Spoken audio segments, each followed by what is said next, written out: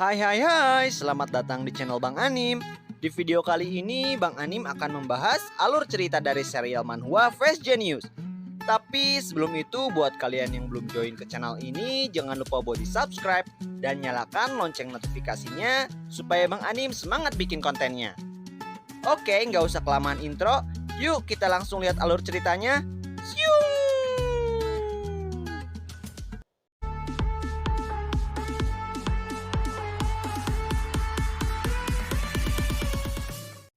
Terlihat Kicul yang saat ini sedang dirawat di ruang UKS karena terkena skill dari Jiwong, dan di sini Jiwong yang nampak mendatangi Kicul.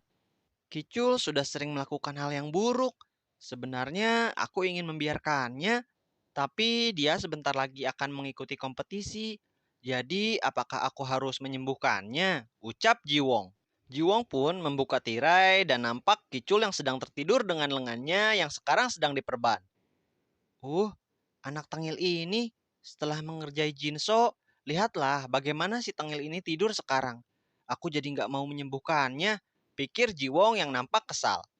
Harusnya aku membiarkannya, tapi aku pasti akan merasa sangat bersalah jika dia nanti kalah di kompetisi. Jiwong pun hendak menyentuh tangan Kicul, lalu tiba-tiba saja Kicul terbangun. Jiwong yang saat itu memegang tangan Kicul pun kaget, dan di sini terjadi tatap-tatapan antara Kicul dan juga Jiwong.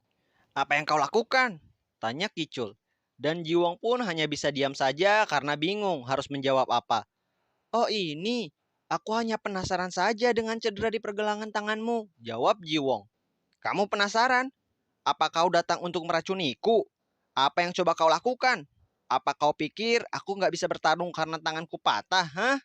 Ucap Kicul dengan penuh amarah. Di sini nampak lengan Kicul muncul aura biru yang menyelimutinya.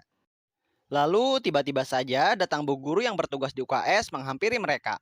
Kalian, apa kalian bertengkar lagi? Apa kalian mau membersihkan toilet? Haruskah aku suruh sekarang? Ucap bu guru. Tidak, tidak, ini hanya salah paham. Siapa yang berantem? Hahaha, jawab Jiwong dan juga Kicul.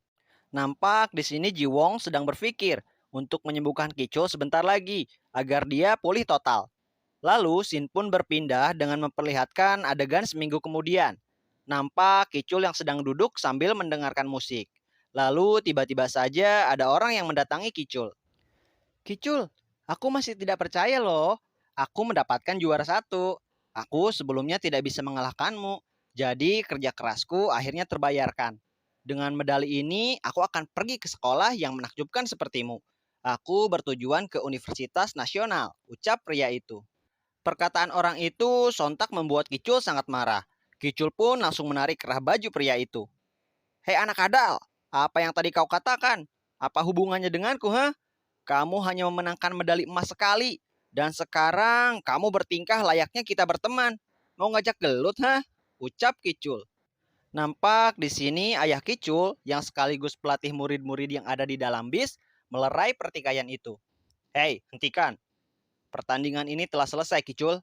Kamu sudah kalah, jadi terima itu.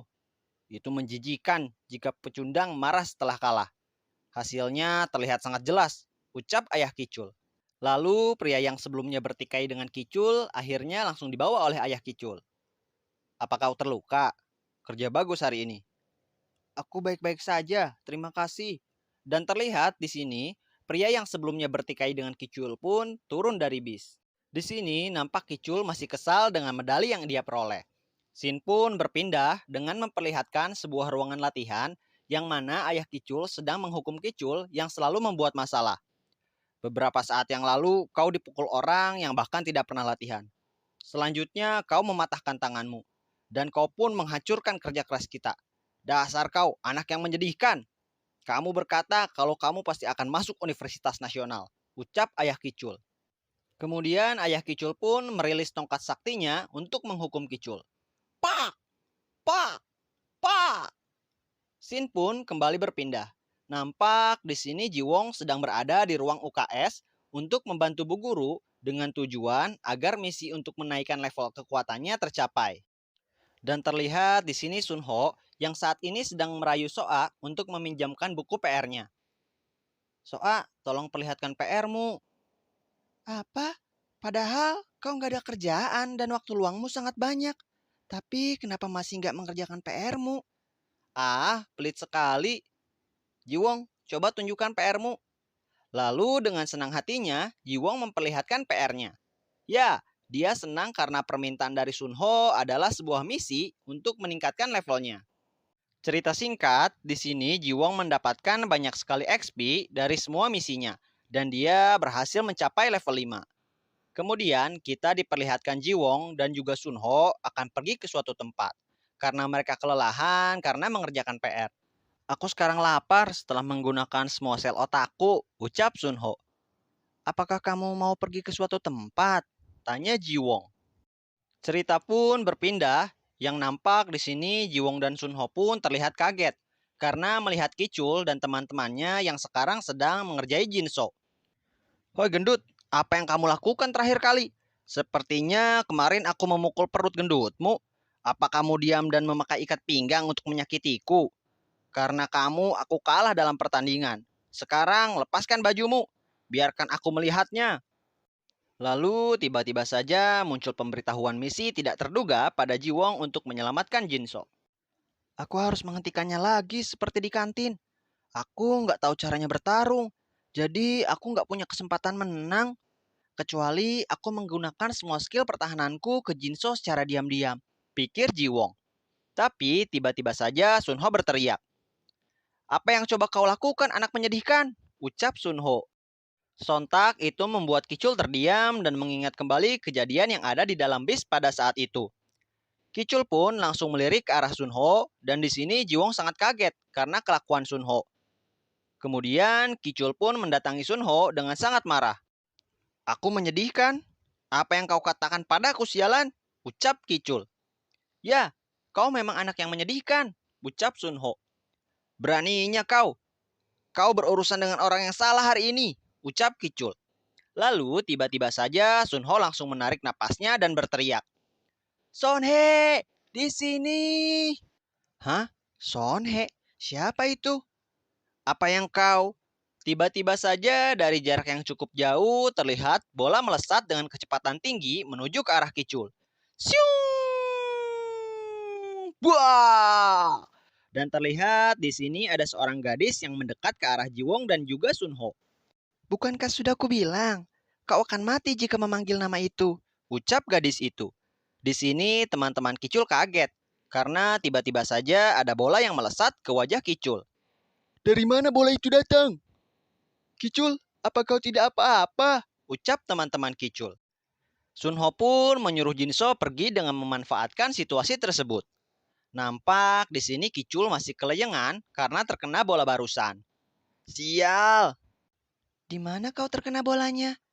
Tadi aku bertujuan untuk mengenai adikku, tapi ternyata maaf ya, ucap gadis itu yang ternyata adalah kakak dari Kicul. Wajah cantik gadis itu sontak membuat Kicul sangat terpesona. Apa? Malaikat? Tidak, ini Dewi. Dan Sin pun berpindah. Terlihat di sini Jiwong dan juga Sunho sedang berada di dalam kelas. Jiwong pun melirik ke arah Sunho dan dia pun memberikan tulisan kepada Sunho. Jiwong bertanya, siapa gadis yang tadi mereka temui? Sunho pun membalas pesan dari Jiwong, bahwa ternyata gadis tersebut adalah kakak kembar dari Sunho yang berada di kelas lain. Melihat jawaban pesan dari Sunho, Jiwong pun langsung sangat kaget. Apa? Kau kembar? Tapi kau nggak terlihat mirip sama sekali, pikir Jiwong. Kemudian Sin pun berpindah lagi. Kita diperlihatkan Jiwong, Sunho, Soa, dan juga Jinso yang sedang kerja kelompok. Lagi-lagi, hanya aku dan Jinso yang mengerjakan tugas dengan benar, ucap Soa. Bagaimanapun, kamu selalu mengerjakan tugas 3 kali lebih banyak dari yang lain. Aku dan Jiwong selalu mencoba melakukan yang terbaik. Apa kamu tahu? Dan jika kami mau, kami pasti bisa menyusulmu. Apa? Lalu apa kamu tidak mau mengerjakan tugasmu lagi kali ini? Kamu nggak boleh melakukan hal itu.